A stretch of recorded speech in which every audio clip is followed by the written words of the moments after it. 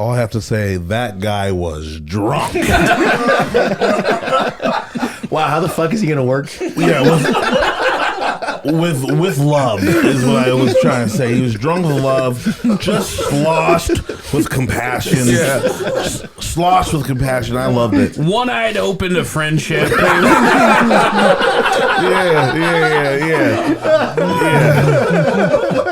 Just Dangerous behind the wheel of brotherhood. just tanked with happiness.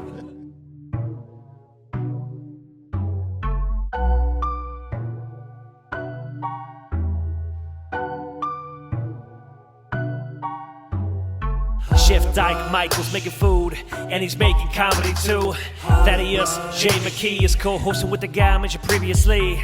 Sauce Boss Zach's on the 1 to 2, so good he calls them 2s and 3s. And as always, there's a guest who be sure to please. Harder Brunch.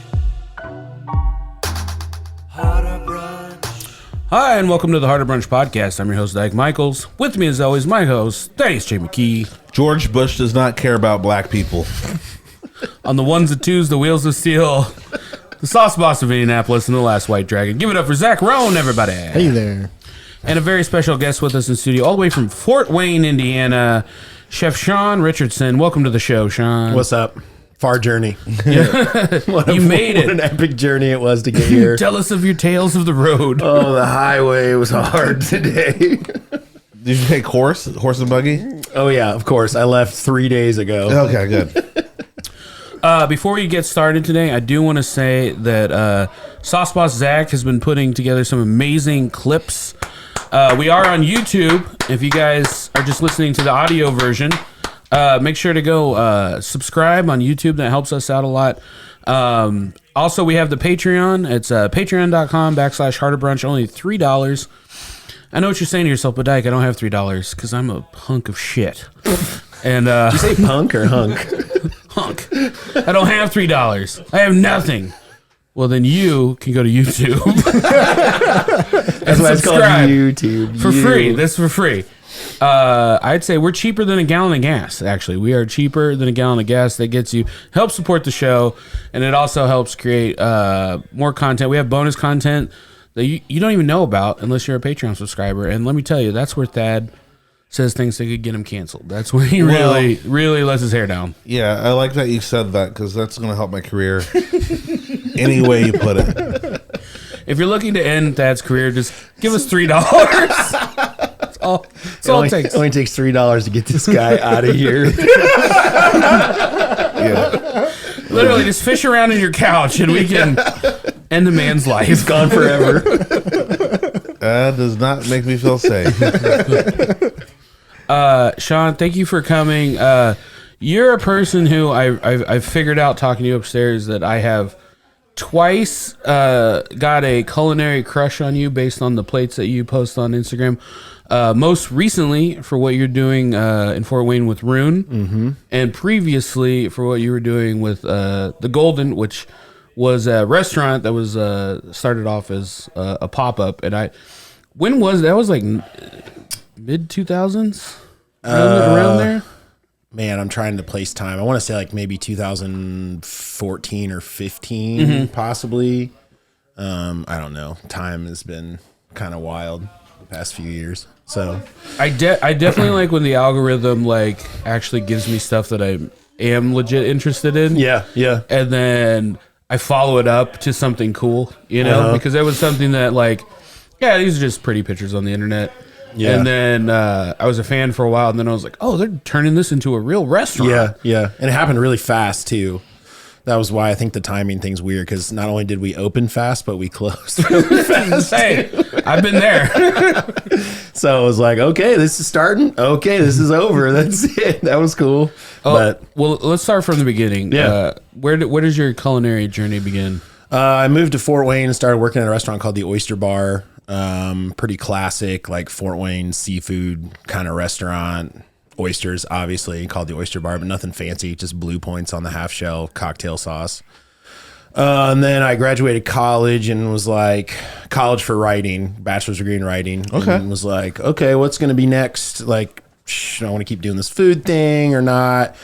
And then I went out to Cheftacular in Roanoke and did a stage out there for a month. And that kind of like opened my eyes to real food, I guess, more.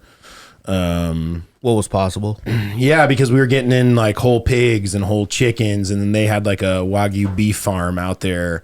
And I was like, holy shit, I didn't even know any of this was like fucking, I didn't even know like where baby back ribs came from. Applebee's, right? Yeah, it was like, I just thought they were just there, you know, I had no fucking idea. So then I was like, all right, this is awesome. And then from there, I did a stage at Blue Hill at Stone Barns. I did a stage in France for a month, and just like, that's like what kind of kicked it off. And then, Do you speak French?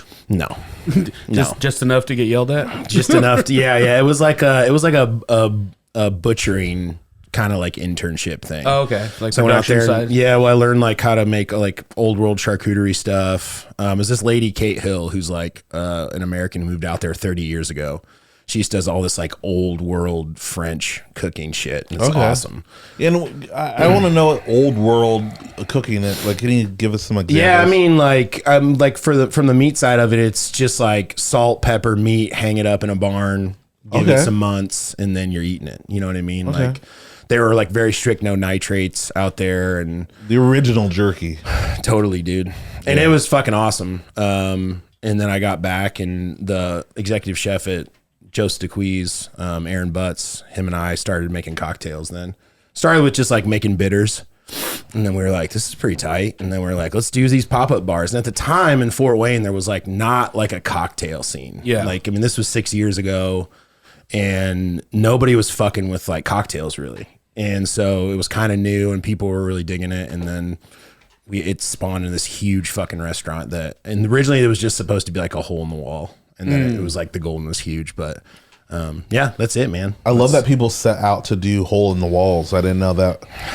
Well, I knew what you could. I knew you get in over your head with costs and Right. shit, but that didn't matter. We were still just like, let's get these fucking $80 blue wabi sabi plates, you know. And then the dishwasher's like, bam. But it was fun. It was fun. We learned a shitload, and we set out to like do it to be like, we want to make a fucking kick-ass restaurant in Fort Wayne, Indiana. Like we want to compete with Chicago. And the 1 year that we were open, we were like nominated for James Beard and with a bunch of Chicago restaurants. And yeah, and it was like pretty wild, and nobody in Fort Wayne gave a fuck, but we were like, this is cool, you know, because no one in Fort Wayne even knew what that was, you know. Man, that's gotta be upsetting, because I'm from Fort Wayne, and just like not even getting that love for like, you guys are like, Fort Wayne doesn't realize how great they can be. Yeah, yeah. I mean, it's a small town, and it's like very behind in some stuff, but it's like, I love it there. Obviously, I've been there for years now, 13 years. So Yeah. I've said it before, and I'll say it again. I think a lot of people sleep on Fort Wayne and how cool it is. Yeah. And I had a birthday there one year. That was like what I wanted to do. I was like, I just want to go kick around Fort Wayne. And me and my ex-girlfriend just went. And I think that's what I went to the Golden. I think actually, it was man, it was an amazing time. It was a good time. How long were you guys open for? Like, I think like a year and 8 months, I think is what it ended up being. And then, like I said, when it happened fast when we closed, it was like an email, and it was like, you guys are out in 9 days. Oh, wow. And I was like, all right. So sat the staff down, and I was like, sorry, dudes, but if you guys need to go get a job, now's the time. You know, so What do you mean? it was weird though. I mean, I don't know. It's hard. Everyone here has been in the business, so everybody knows it's difficult. It's not fucking easy, and hopefully I learned some stuff that I can be better next time, you know. I don't know. And you're ramping up the pop-ups right now. Yeah, so I've been doing these pop-ups. They're just like 6-course tasting menus, and I've been doing it at a coffee shop in town called Forteza, and it's been awesome. Like just booking them out just like strictly through Instagram, which has been crazy. And it's kind of like the model I want to move forward in an actual restaurant, just to push it again, because like Fort Wayne's kind of caught up now to like what we were doing in the Golden, and now I'm just like, okay, what else can I do to fucking shake it up a little bit? I'm so here for it. And I think the majority of this podcast has taken place during COVID. Yeah. So we've talked ad nauseum about the collapse of the service industry. And we had a long time to be like, how can we improve things? How can we get better? Blah, blah. And I think a lot of us, when the gears started turning, we just ran back to work, because we have to make money.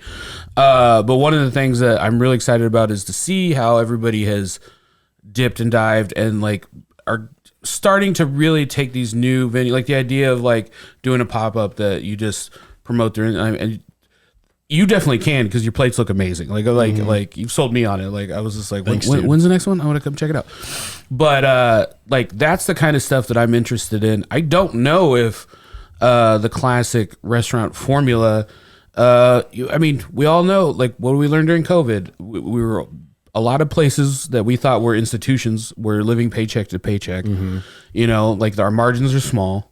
So like I think this is the time to be creative and to do new things, and like I really like the ingenuity that I've seen like out of people that are still continuing to do stuff in the industry.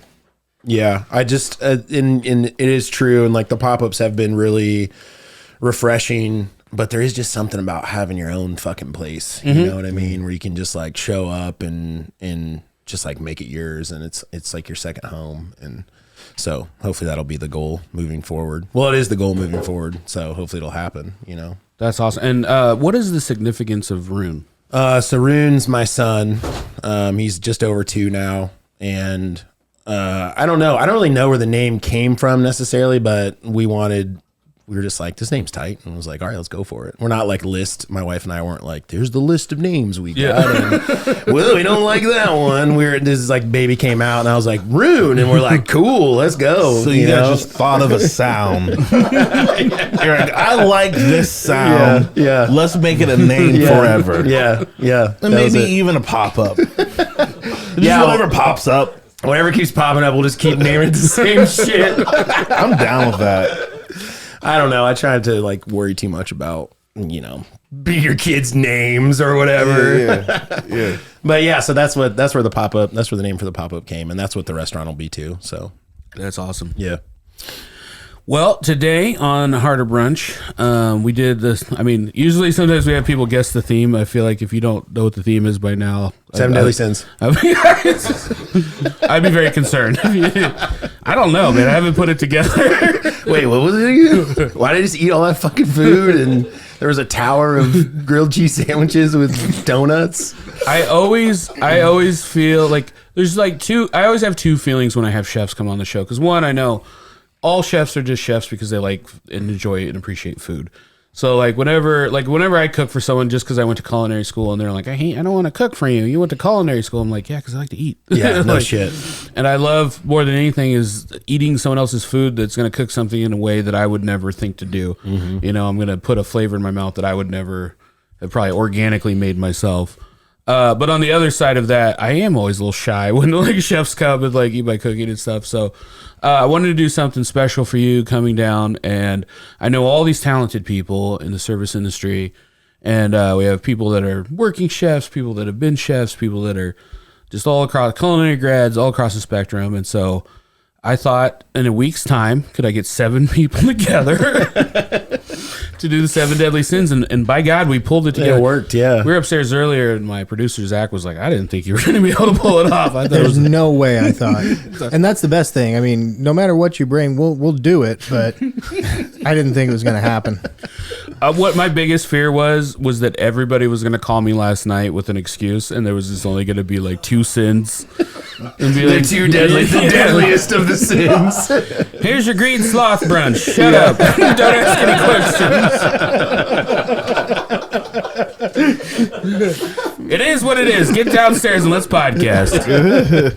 Well, it's really cool because it seemed like you guys all did plan it together. Just how well it went together. I felt like you guys did plan it. The order of everything I think really came together in our favor for sure. Especially like towards the end when things started slowing down. It was like, oh well, this is Sloth. This makes sense. But in some ways, it's kind of like astrology. Like you can always kind of make it make sense. No, it's like we meant to do it like this. Yeah. So I get, I don't like to take too much credit for it. But everyone's dishes were amazing. We had a bunch of chefs here. Some people stayed, some people left. So I'm glad we don't have 7 people get on the mic, but I will let Jake Johnson come on because he's our resident bartender and a friend of the show. We haven't seen him for a while, and he made some wonderful cocktails for us. So Jake, you want to jump in my seat for a second, or let's go, Jake the Snake, or I could jump out. Let me jump out. All right, just sit down for a second, Jake. Just quickly tell us about the cocktails you made because they were really fun. And I liked swapping one course out. I mean, I think we all had enough food. So, Oh yeah. I'm gonna sleep for days after this. This has been incredible. So I came up with a couple, and I didn't have time to really think of like a clever name that fit apocalypse. Okay, so you told me it was apocalypse themed, not 7 deadly sins. But then I put it together that like, oh, you have 7 chefs. Like, okay, you're like hell adjacent about it. Fair enough. I'm always hell adjacent. Anyway, I kind of ripped off quite a few cocktails from Bodie. That's where I work at now, and I have specific permission by the owner that I can say that. You know, I'm not going to get the Ryan Raider treatment. Well, let's throw him under the bus. I will find any opportunity to throw Ryan Raider under the bus. Absolutely, you can quote me on that. But Bodie is where I've been cutting my teeth these days as far as cocktails go, and that is a program run by Heather Storms. Peace be upon her, friend of the show. Yeah, prior guest on Harder Brunch. She is a bad bitch for sure. Her cocktail program. That's what her face tattoo says. Yeah. Kind of like it's a Thai restaurant. She kind of did justice to the flavors that go with the food. Pairs very well, like cocktail. If you've never been to Bodie, you need to fucking go to Bodie. Great patio. Yeah. Great patio. Great food. But the first drink that I did for you guys, I did a couple. Love and Lust was like kind of the idea. Lust was my sin. The first one was a highball, a Japanese highball, bastardized version of a highball, I think, because like they're very particular about the build on a highball. Yeah. But I did Suntory whiskey. Instead of lemon juice, I did a little bit of yuzu with muddled strawberries, topped with soda. And then I used some of Elliot Rogers Klein over there. He brought in some peony infused simple syrup at the last minute, so I topped it off with that. That was the first round. And then the second round that paired very well with the turkey wings. Holy shit, we'll get to that point. That was like the spoilers. No, that was like the happiest coincidence ever. Like couldn't predict like that the dish and the drink would have come out at like the ideal time. But with the turkey wings that you'll hear about here soon, I did a pineapple margarita, reposado, pineapple lime with a little bit of muddled serrano and Bodie's signature shrimp cocktail sauce. So if you ever go in there, get some shrimp, dip it in that shit, Thai basil, red chili flakes, whatever have you. It's fucking amazing. And then we had a shot at the very end, which was half Capiletti and half reposado as well. You can get all of these things at Bodie. They're all on the menu currently? They are all currently on the menu. Yeah. They were wonderful. And the pineapple drink is actually called the Cowboy Stunt Show, and I do need to shout out Andrew Brown. He is the one that came up with that drink. I totally fucking ripped him off. We love Andrew Brown. Andrew Brown, also perennial figure on the east side. Yeah. If you don't know, then you are missing out, and he's the one that came up with that Mayor of drink. Irvington. You already know. So, so that's what I gave for you guys, and I'm actually on my way to Bodie right now, believe it or not. Go to work. Yeah. I have had no single drops of alcohol. I was impressed that you, No, You didn't drink any of those drinks you made. No. So I hope you guys enjoyed them. you just made them and then you were like drinking water the whole time. That's how I remember it. Didn't really take any assurance in the quality. I assumed that you guys had a good time. It seems like you did. I don't know. Definitely sober as fuck right now. Ryan Rader's turning this into your boss right now. So I'm going to be on the clock and very professional right now, Fred Flintstone. So appreciate y'all. Thank you. Give it up for Jake Johnson, everybody. Thank you. Food was fucking phenomenal. Thank you guys so much for having me. Yeah. Wow.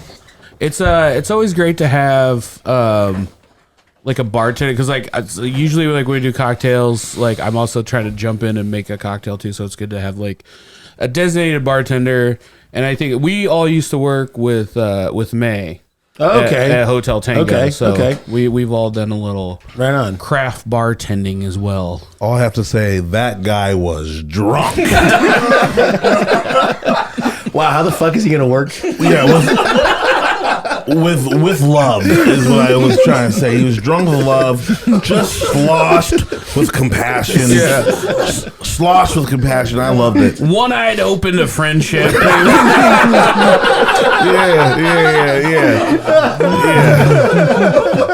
Just dangerous behind the wheel of brotherhood. Yeah. Just tanked with happiness.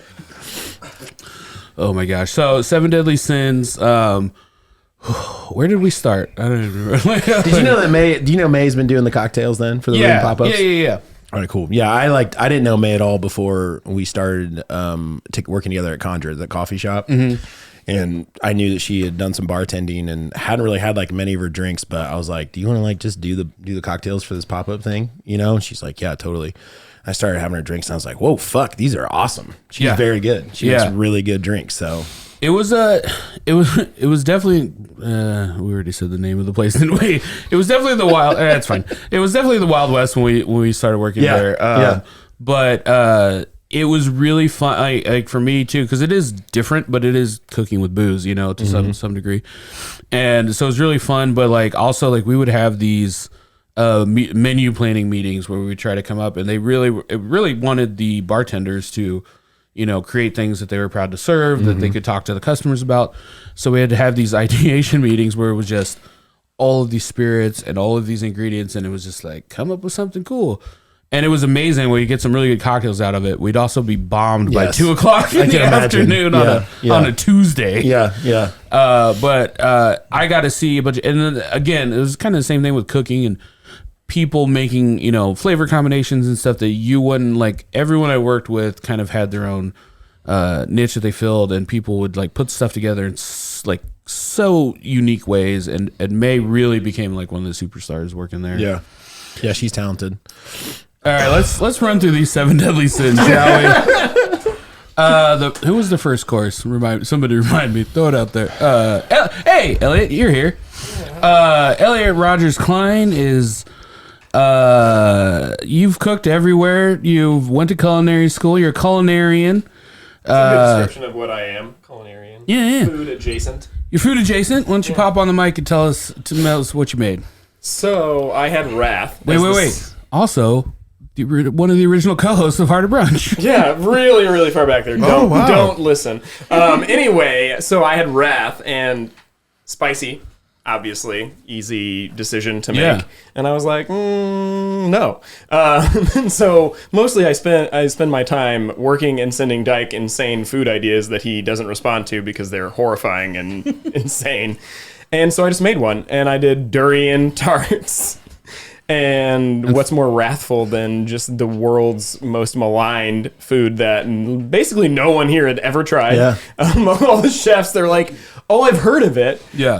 But none of us had ever actually eaten it, including myself, while I was cooking it and gagging at 3:00 this morning. And for our audience, why is it maligned? Because it smells like rotten garbage and socks, mostly. Maybe some old onions. I think we've kind of came to the consensus. Old onion was the main flavor profile. I think old onion would be saying it nicely. Anybody want to just walk up and take a breath of Thad's kitchen? We can kind of really just like nail down what that smell is. And I apologize. And that's for the not a week-long.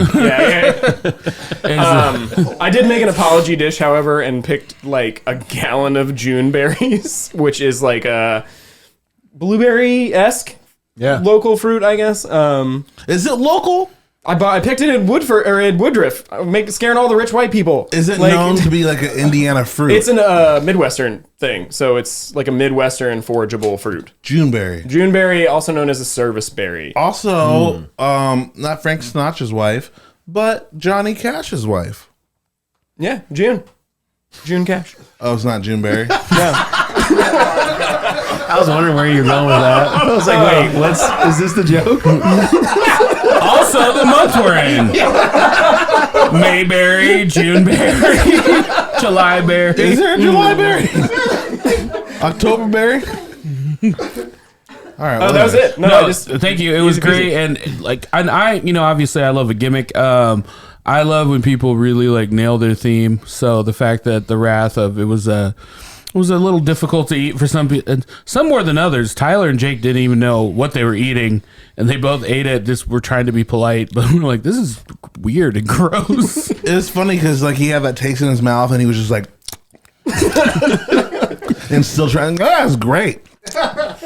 Yeah, poor Jake kind of lost the beat there, doing all the drinks and not paying attention to what everyone else was talking about for 2 hours, and then he's like, "What is this? This is so bad." Well, when you see something that's bright yellow in a tart, you would assume that it's going to be like sweet and sugary. Yeah, Lemon banana. curd, yeah, something.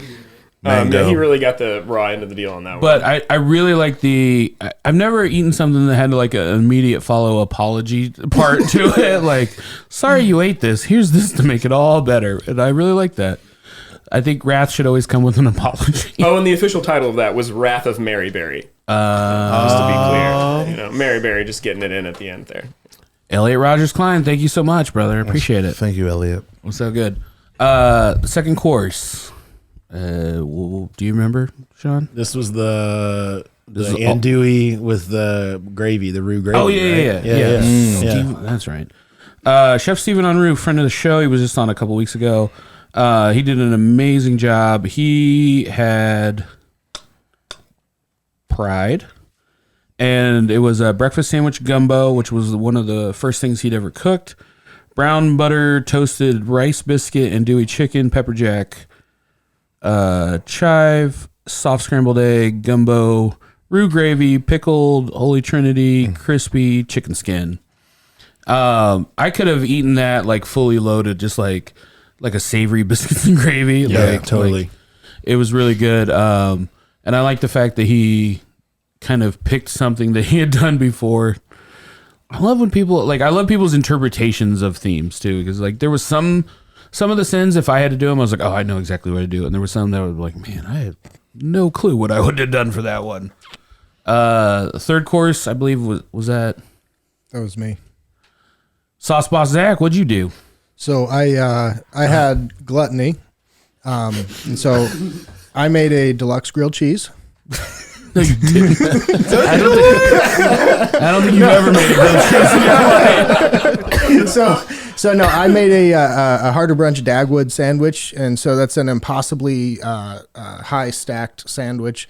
I had grilled cheeses with mac and cheese in them on the sandwich. I had donuts, I had waffles, I had fried eggs, burgers, croissants, and then I topped the whole thing off with a nacho cheese.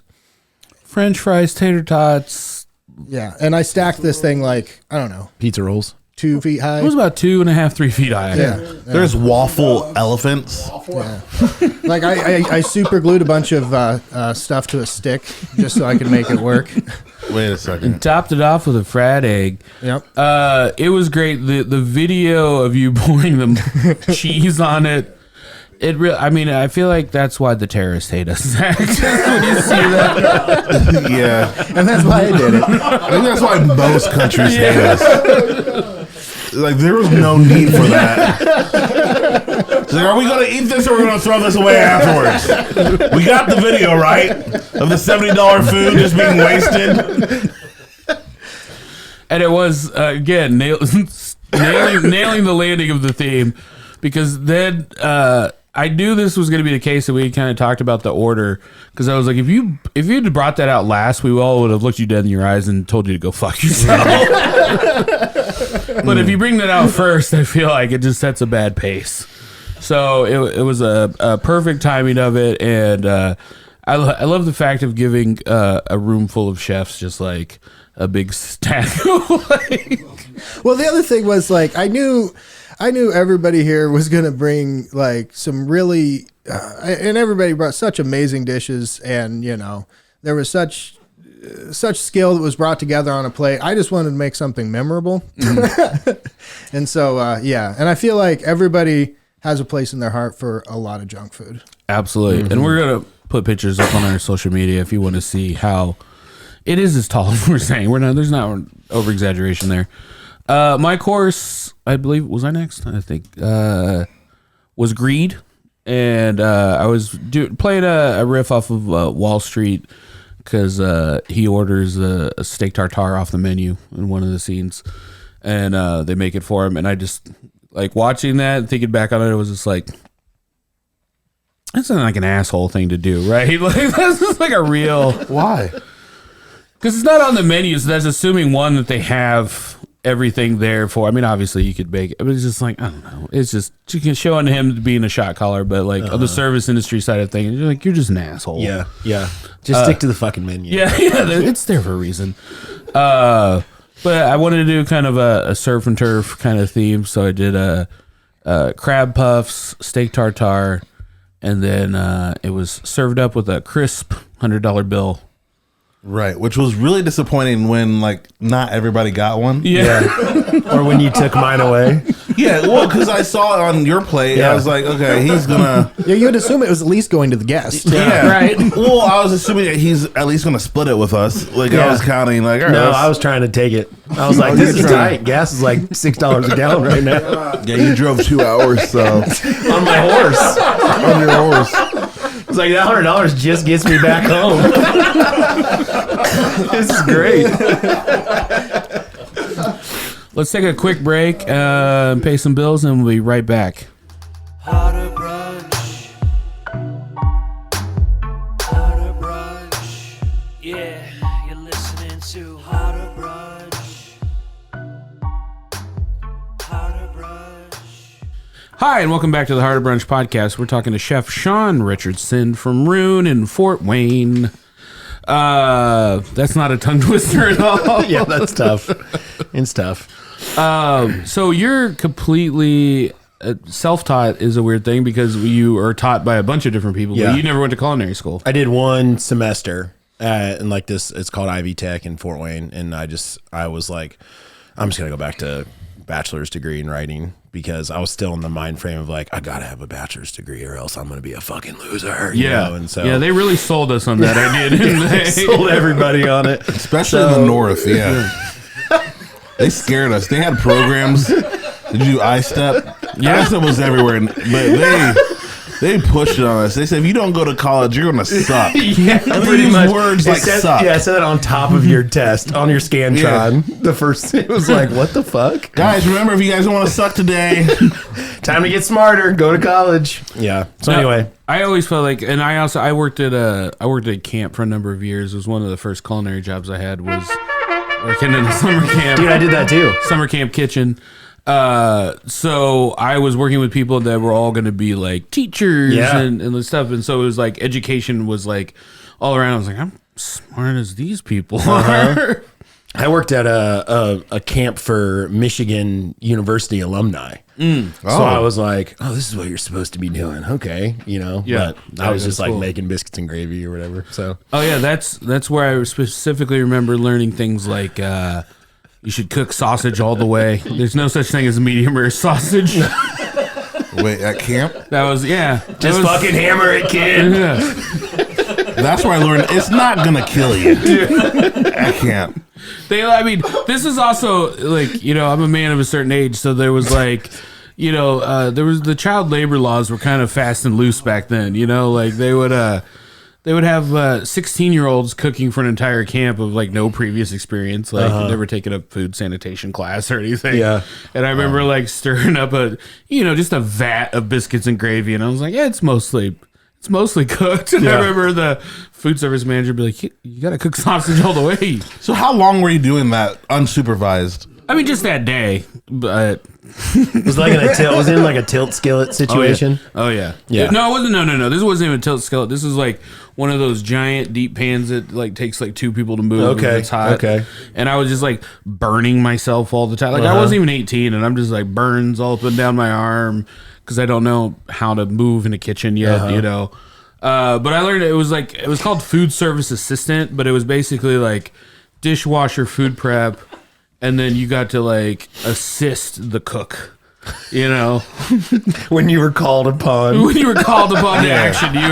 he could assist the cook. And I want to meet this negligent cook that just doesn't know the 16-year-old or notice a 16-year-old with burn marks all over his arms. Like, is this good enough? Yeah, kid. Set it down. Set it down. Set it down right here. And, did you get paid yet? That's all he says. it was wild. Like one time, we were making bug juice, which is just basically like a giant stock pot full of like Kool-Aid for like 200 kids or whatever. And I'm stirring it up, and my glasses fell in, and I remember like I'm just imagining you as you look right now. Stirring this thing.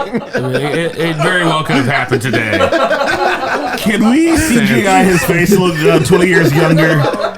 8 deadly sins, bug juice. And I remember asking the kitchen manager what I should do. I was like, we just dump this out and start over. And she goes, no. She was like, wash your hand up to your elbow. Oh, man. And dig in and get those glasses out. Because we're serving this to all these kids. She's like, jump in. She like pulled you in the like, sit down. This is the ugly part of cooking. We don't waste product here. Another great time was like we'd make when it was kids' birthdays, we were in charge of making their cakes or whatever. And I don't know why, but I baked a sheet cake, just like, and it was just like a mix, pour and bake, like sheet cake icing. It should have been super easy. And I don't remember why, but there was somebody had come along and taken just like a piece of the cake out of it. And we didn't have enough time to make another cake, so I just remember I filled an entire piece in with I just shellacked it with icing, and just the whole thing. And I just remember like another counselor coming over and watching me do this, just an unsupervised 16-year-old, just like trying to like stage a cake, like with icing. And I just remember he came over and he just shook his head. He's like, "What'd that poor little girl ever do to you?" Sorry. So yeah. Oh, man. Was that one of your first cooking jobs? No, I worked in North Manchester at a little place called Main View. You know the Main View? The Main View? No, I don't know the Main View. Okay. It was like one of the only restaurants in North Manchester. Every high school kid worked there. Oh, really? Yeah. The Main View. The Main View. Bar and grill. Do you remember any like hard lessons learning there where you were just like, oh, I didn't know you could... I don't remember any hard lessons, but I mean, we just had a ton of fun. That's all I remember. It was a blast. Maybe that's why I just got into it so hard, because I was like, if this can be this much fun all the time, fucking sign me up. Just working with your friends, every night, flipping burgers and steaks and chicken tenders or whatever, I don't know. It was fun. So the nostalgia of friendship is what kind of pushed you into your cooking career. That sounds pretty romantic. I get that a lot. You have a way with words. That's what my therapist says. I don't know. Maybe I think it was just fun, and it's still fun. I think it's still fun to be in a kitchen. I really enjoy it. I know some people are like really fucking burnt out and jaded. I mean, I'm 33 now, and I've got some buds that are just like, they just can't take it anymore. But I still have a lot of fun doing it. So I don't know. I think there's also, I mean, and this too, is like being a business owner, like there is that extra pressure when your livelihood is tied up into it. Like, yeah. I mean, I definitely, if I had a time machine, definitely the idea of going back and just like being able to cook on someone else's dime, like that's great. But like when it's like not just your name and reputation, but like also like this is, the lights get shut off if I'm not cooking good. That's the worst time travel movie I've ever heard of. I was gonna say you're so jaded that you're like, if I had a time machine, I'd go back and work on somebody else's dime. Hey McDonald's, I heard you're hiring. Here's a genie box. I'd go back in time to September 10th, 2001, and I'd get a better job.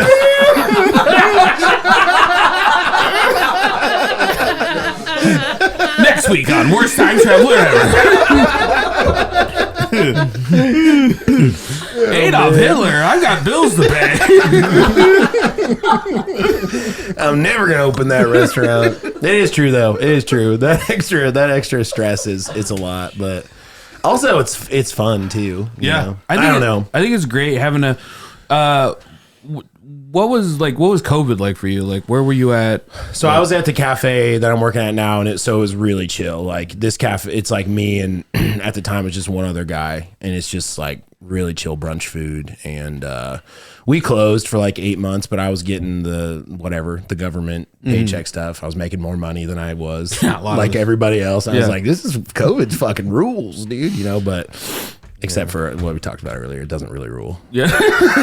Except for, of course, the tragic death of it didn't rule. hundreds of thousands of people. Yeah. Across the globe. But the business did fine because they're coffee, and so like people are addicted to coffee, and they were still selling a ton of coffee, especially retail, you know. So it was all good. For sure. But you didn't have to do anything different. Like No. you were kind of we like in between closed, stuff. and then we if the restaurant that I owned would have stayed open miraculously until COVID, there's no fucking way it would have made it through COVID. COVID You know would have what I killed mean? it. Yeah. COVID would have destroyed it. Yeah, there was part of me with my food truck where I was just like, well, COVID would have killed this anyway. yeah, absolutely. There's two things that like stayed really popular during COVID that like it didn't go down, or actually three. Yeah. It was coffee, Prostitution. alcohol went way up, and crack. Yeah.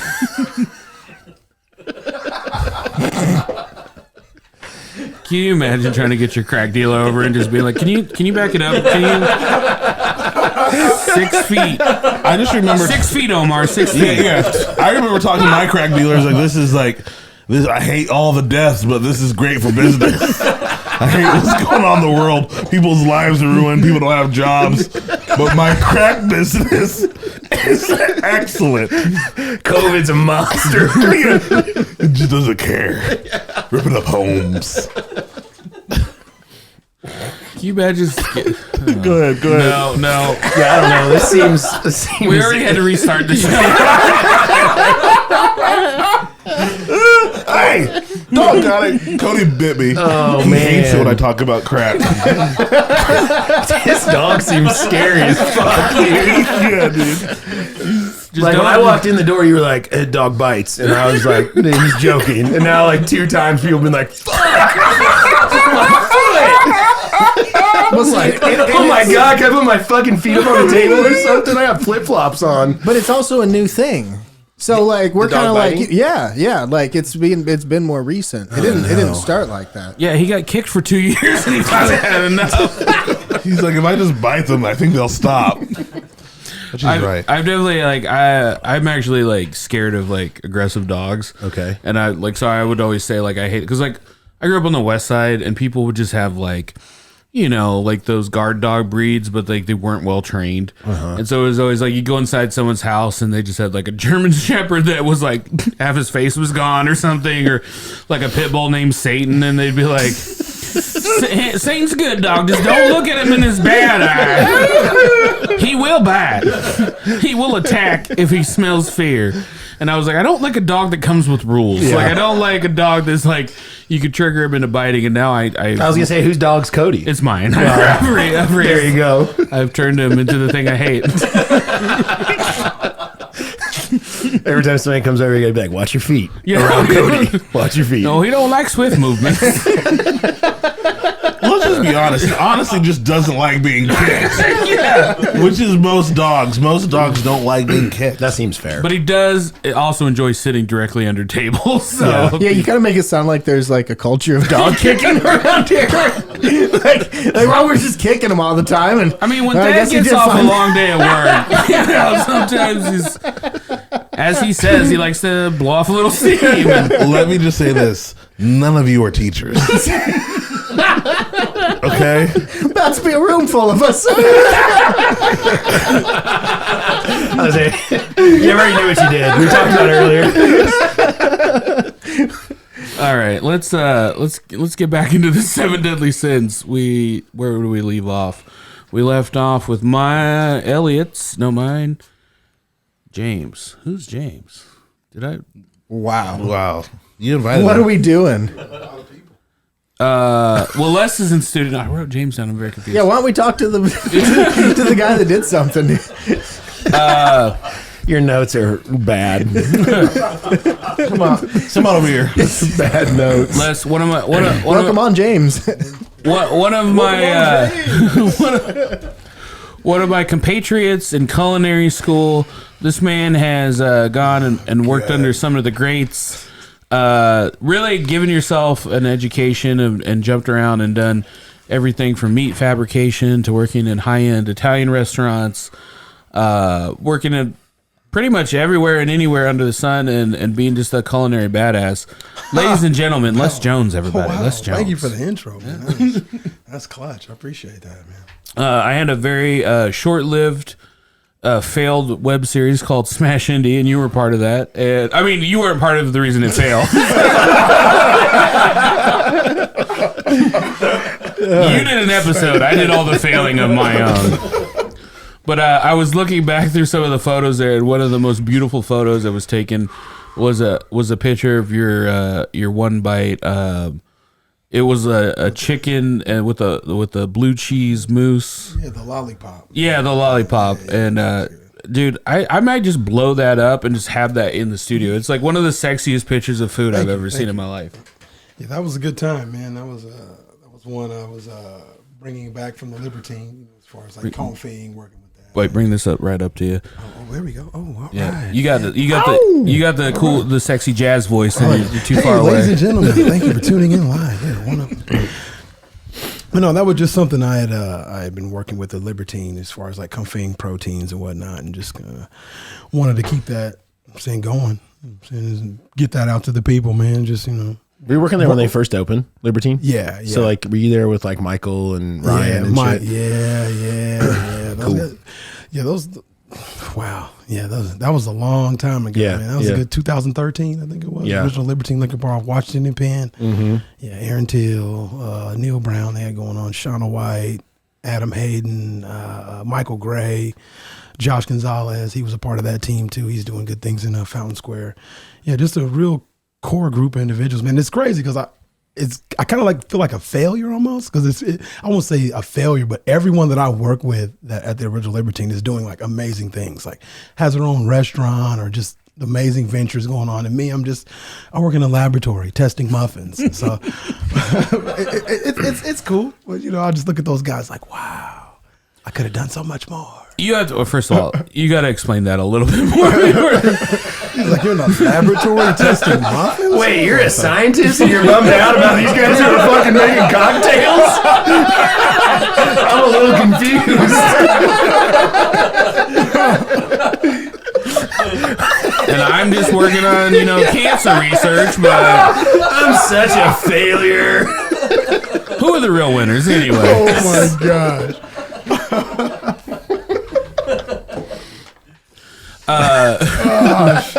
No, but like that also is a thing too in our industry that I don't know if it gets talked about maybe enough outside of our industry, but like, if you're a person that's either gone to culinary school or you've worked your way up, in restaurants to a certain level, like there kind of becomes a stopgap on how many places you can go if you just want to make a decent living. It's just like we all make those sacrifices to like learn and educate ourselves. We all make our sacrifices to put our name on something.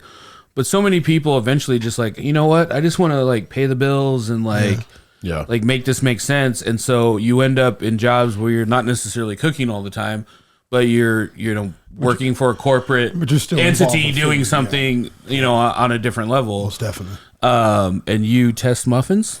Yes. I don't know if I can name some of the we know corporate brands or whatnot, but on a daily, man, I test density, height, texture, taste, flavor, all this craziness, man, for some major brands around the country, and it's good as far as like, because is there a muffin rating scale? Is that there most definitely is. Okay, what's it called? The muffin index. No, there's a machine. There's a big fancy machine you slide muffins into, and you hit a button, and it gives you all the parameters. It's crazy. Oh man, I thought you were joking for real. No, dead serious. Dang. Dead serious. But no, I understand where you're coming from with that, man, because it's just I have a love for food, and I would love to be off in the culinary industry, but COVID really just, I can say, took a shit on the culinary industry, man, and just like forgot about us. And it was hard. I had to make a move. It was like, do I stay and just dig it out and just fight through it and just go down with the ship, or do I fucking save myself? You know what I'm saying? So I had to make a move, man, and I went towards the corporate aspect of it. And being the culinarian, I love it. You know, just being just like this right here, working with people, just coming together and doing good things. You know what I'm saying, on the side, but. It was just I had to make the ends meet, man. You know, so I had to make the ends meet. So the corporate route was with the benefits and the shit like that, dental, health, vision. You need that 401k. It's amazing, but I just feel like I wish. You're just making me feel bad now. No, you're good, man. It's just I just wish you can get that from the mom and pa. You know what I'm saying? I wish you can have that stability, man. I wish there were things in place. You know what I'm saying, to support that small business, to make it able and make it a thing, you know what I'm saying, to support your workers in that facet, in that aspect, man. It just sucks. Just seeing how COVID just shed a light on, it's like, it just seems like they don't give a shit about the industry, man. Like, and that's where a lot of America, you know, that's a lot of the backbone of America is in the industry, is in the culinary industry. And just to watch it just take the world just take a dump, man, just forget about the culinary industry. It was like, whoa. I mean, we've seen a lot of people leave, you know, we've seen a lot of people leave and not come back. And like kind of what I was talking about earlier too, is like, I'm in full support of my talented friends taking their talents elsewhere. You know, it's just like, yeah, you gotta take care. You gotta put your oxygen mask on first, you know, like you gotta take care of yourself. And so like, one of the things that I do like about Harder Brunch is that I get all my talented friends to come in, and I'm not like, are you working in the service? What are you doing right now? Let me see your. I'm in a laboratory. Let me see your skillet. Let me see your knife skills. Do you bring your skillet? Yeah. You tell I'm getting really good at improv comedy. You know, we're always assigned that skillet. Anyway, Les, you made an amazing dish for Seven Deadly Sins. Thanks, guys. And that was the Sin of Sloths.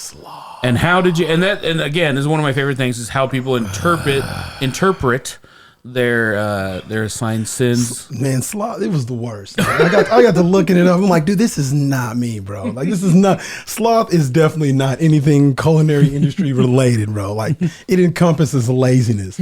And you walk on the line, you're lazy, you're gone. You're gonna get fucking bounced, bro. So it's like there's no room for that. So it was a challenge, man. I really appreciate that. But you're also like the embodiment of the opposite of sloth to me. Like when we were in culinary school, we'd come in like a 7 a.m. class on the north side, and I just hate life. I hate the fact that I'm awake at that hour.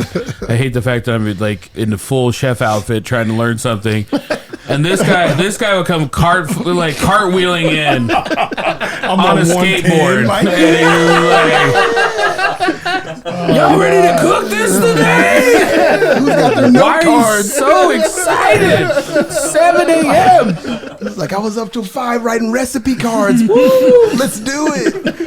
Oh God, man, this is good stuff. Bro. But somehow you made a dish again. Really stuck the landing with the theme Sloth. Why don't you tell us about it? Yeah, Sloth. Like I said, man, it was a tough one because it just doesn't coincide or correlate with the culinary industry.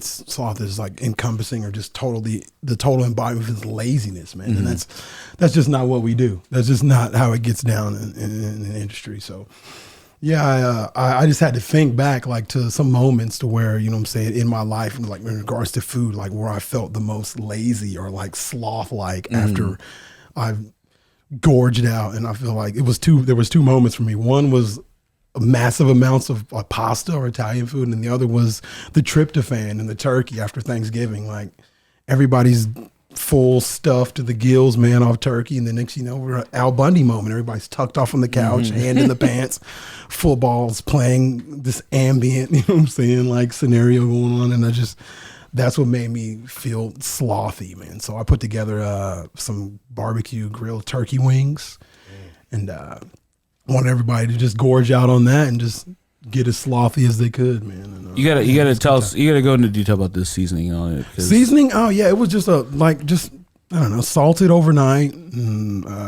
then I finished up with pork mafia barbecue rub.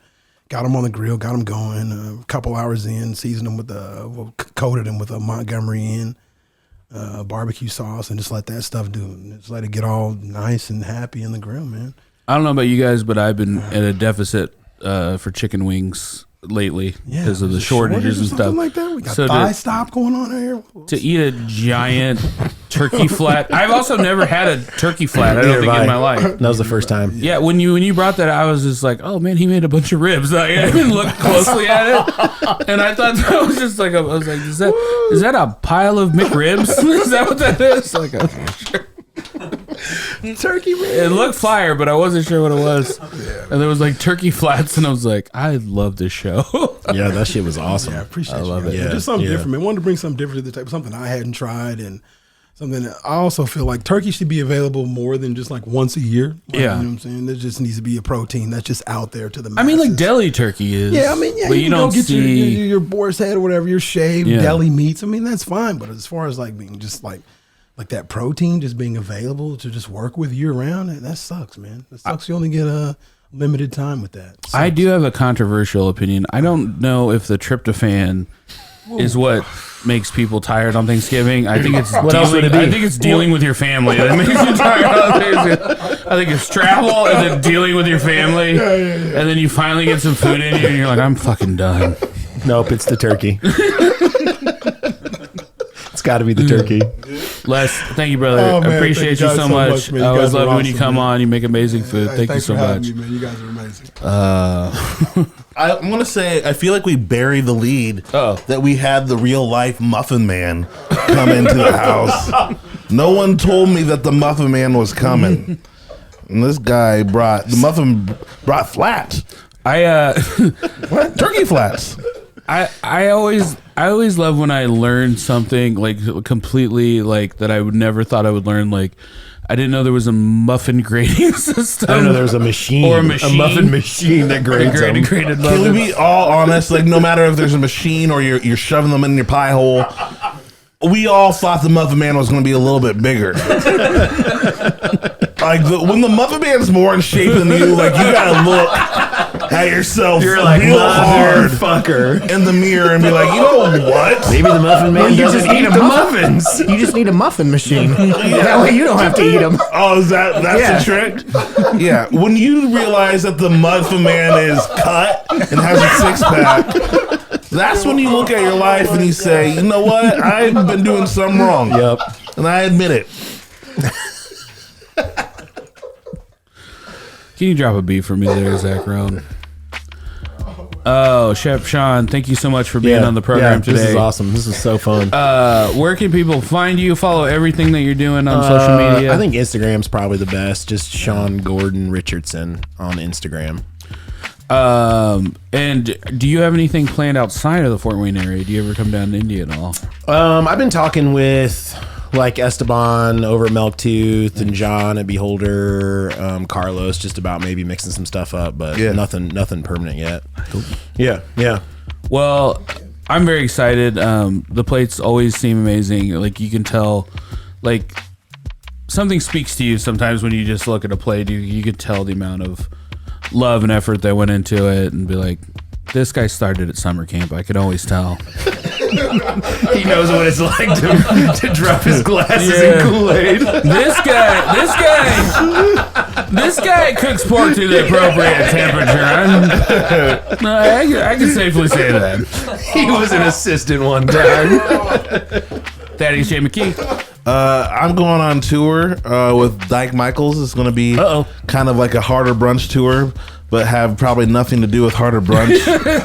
Minus the food and podcasting. We'll talk about the food that we ate on tour. Is that correct? Yeah, I'm sure. Sure. All right. Well, we just planned that. So we're going on tour to Atlanta, and I'm excited. At Thad McKee, Instagram and Twitter. We be out here. Zach Roan. Yeah, I'd just like to give a shout out to Bridget Horan, who also made a disc. So That makes this podcast look terrible. Yeah, take that beat off. I want to give him some. Yeah, what a let me say what a something. well-deserved shame. Let me say something. Yeah, that was messed up. That was messed up. Well, we're saving the best for last. Because let me just say this about Bridget. She made my father. He's on a keto diet right now, low carbs. So she made him a red devil cake, or otherwise known as everybody Devil's food cake. Red velvet cake? Red velvet cake. I Yeah. mean, you kind of did a mashup, so I'm not sure what. and she made a low carb, very, very low carb, like 0 carbs at all. Low or no? Yeah. How many carbs were in there? How many Carbs were in there? I need a carb count on this Red Devil velvet cake. Do we have a machine that can count carbs? We're taking it to the Muffin Man. My hands are tied on that one. I don't know. I will say this is a low no cake. Oh no. A low no cake, and it touched my father's heart. They talked about it all day about how great Bridget was, and I kind of started getting jealous of her. But no, she did a great job. Go to Bakes by Bridge. She's amazing. And you guys want to talk about what she made today? Yeah. You want to read this? This is What's going on? Nice. well, Nice hand on. we'll let the guests read Is it. this the whole thing? Yeah. All right, I'm just going to read it verbatim. Okay. The deadly sin of envy, dessert, matcha and pomegranate mousse layered cake, almond de croix, matcha mousse, pomegranate jelly, matcha sponge cake, white chocolate mousse, matcha mirror glaze, and meringue roses, which I don't think were there. Come on, we didn't have to. Oh, And the kicker one. and delicious. I already threw her down a flight of steps. She's already missing teeth. Let's lay off the punches. Okay, here we go. Matcha to represent green with envy. Mirror glaze because broken mirrors are associated with vanity and envy because of Snow White. Pomegranates because the fruit's crown-shaped top radiates a majestic aura that compels people to associate it with success and fortune, good luck and abundance, feminine beauty, all things you'd be envious of. Yellow meringues because yellow is actually the color of jealousy. Yellow roses were said to be representative of infidelity, dying love, and envy. And then it looks like we've got a bowing Taylor Swift meme. Oh, that's a GIF? separate post. That was private. If you're just tuning in, you don't know that Chef Bridget Horan and Dyke Michaels speak in Taylor Swift memes. That's their other language. I'm blowing everybody up on this fucking podcast. Chef Bridget Horan, peace be upon her. Also the 2022 Meat Cake King. Meat King. Meat King. Meat Cake Champion. Thank you so much. I'm at Dyke Michaels on all social media. And stick around if you guys want to stick around. You want to hear the After Brunch podcast. It can only go up from here. That's how I feel about it. Check us out, patreon.com/Harder Brunch. We have a real fun treat in store for you next week when we're on the road. So we'll see you next week, and you guys have a good one. Bye bye.